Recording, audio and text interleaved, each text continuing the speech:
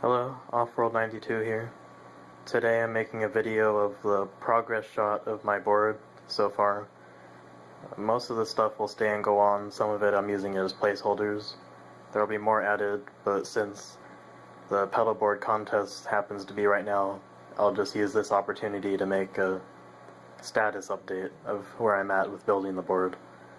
I'll go through my signal chain and talk a little bit about each pedal I've chosen, and then I'll play after that.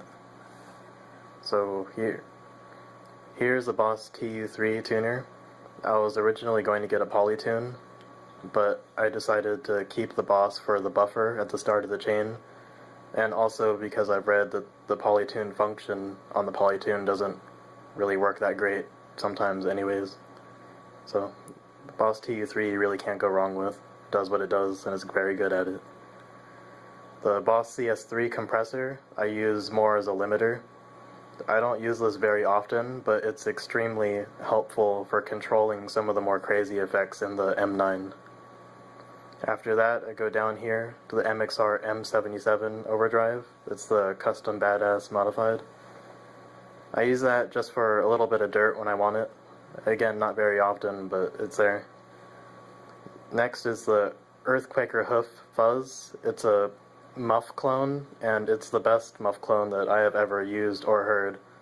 Very, very happy with it. It does exactly what I wanted it to do when I was listening to it before I got it, and it's one of the best gear purchases I've ever made. I've been extremely satisfied with it.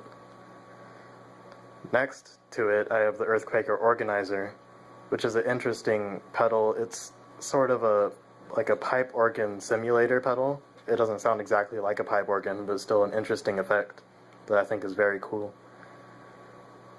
After that, I have a Mooer Eleclady, which is, as far as I know, a EHX Deluxe Electric Mistress clone. And it sounds very good and has a very tiny footprint, so I'm happy with it. The only thing I wish it had was a level control, but I'm going to get a true bypass loop with a level control to take care of that, because the color knob on this is very, very sensitive, and it can oscillate out of control, like infinite volume buildup, which can be a very bad thing. Next I have the BBE Mindbender, which is a chorus and a vibrato. You can switch between the two. I use it on chorus mode, but I have everything set. I have both the controls set really, really high. I got this specifically because of how heavy the effect is. It's not a subtle effect at all.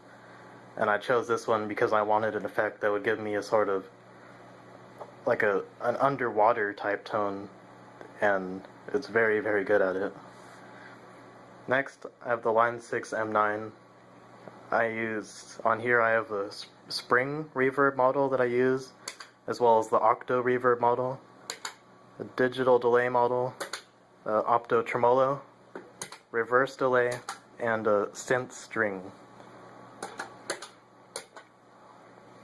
That goes into my Danelectro fish and chips, which I just use as a flat boost for a volume boost.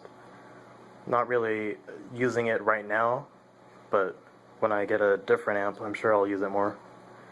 Finally, I have the Morley little Alligator. I think I've spoken about them before. Absolutely love Morley expression pedals. They're the only ones I'll buy or use from here on out. Potless, they don't wear out.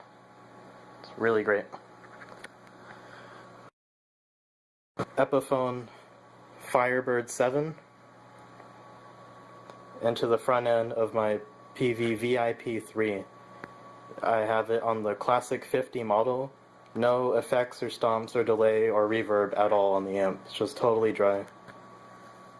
So now I'll demonstrate some of the sounds I can make with my setup.